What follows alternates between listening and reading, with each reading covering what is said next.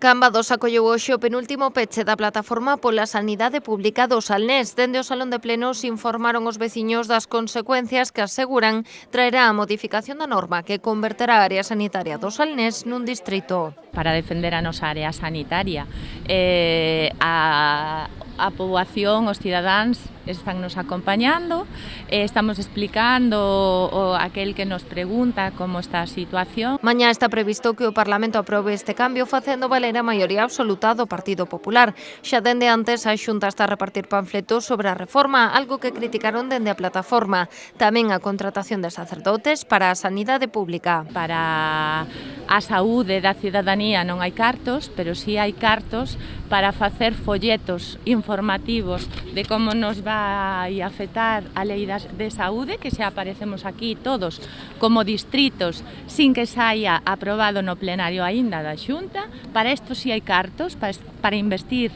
en panfletos hai cartos para investir, como podedes ver en algún cartel por aí, en cregos para a saúde. Os cregos que saibamos non curan. Ás 12 do mediodía concentráronse as portas do Concello. Ali contaron coa presenza dos 4 voceiros dos partidos que conforman o goberno cambadés. Nos parece que isto é rise da cidadanía e que non pode ser, que temos que unirnos todos e todas, sobre todo loitar por os nosos dereitos e por unha sanidade pública que de verdade nos vai a axudar cando precisemos.